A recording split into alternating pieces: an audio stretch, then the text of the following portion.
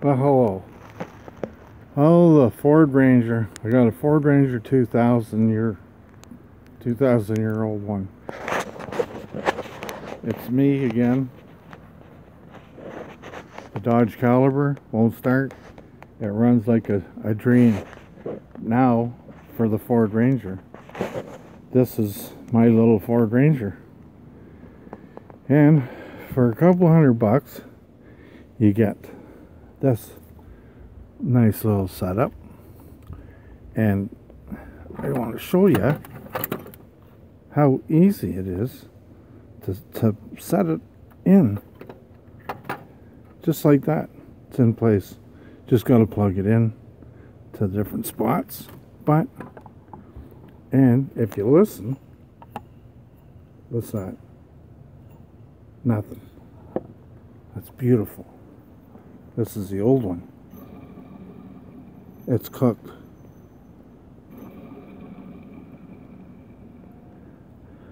But I'm going to see if I can figure out why it's cooked. Because you see, there's the bolts. Hold it together and a big nut to get that wheel off. And you can get right inside. But anybody that knows the old vehicles, the starter used to be on a hinge. And somebody got smart and invented this little spring-loaded wheel to put tension on it. And what a dream that is. Perfect. Perfect idea.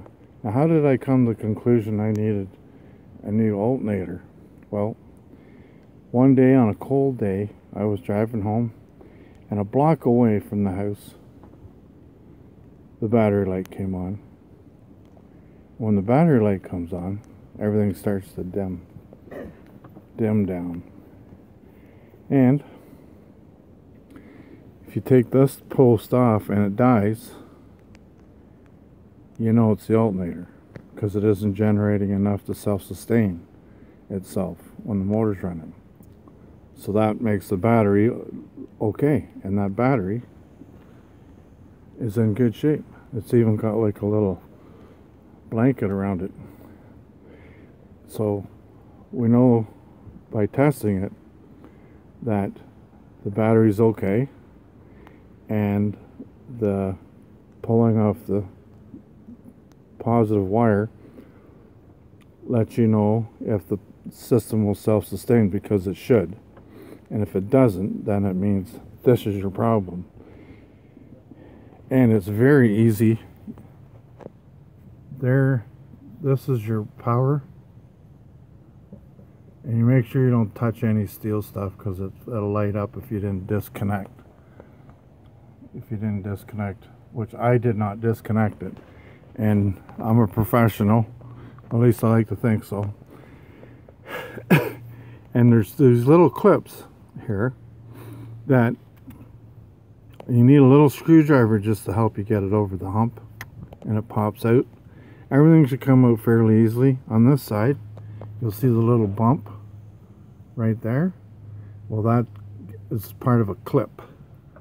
Now, where did it go? Right here. See? This clip is right there, and that's hidden in behind. And this clip is out front, which is easy to take off.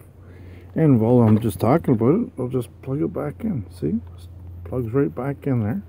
Just like that. And this one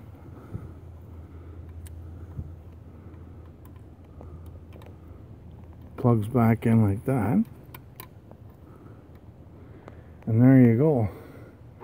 And a 1/2-inch wrench or socket is ideal, and I have a little adjustable, and that's all you need to switch this thing out.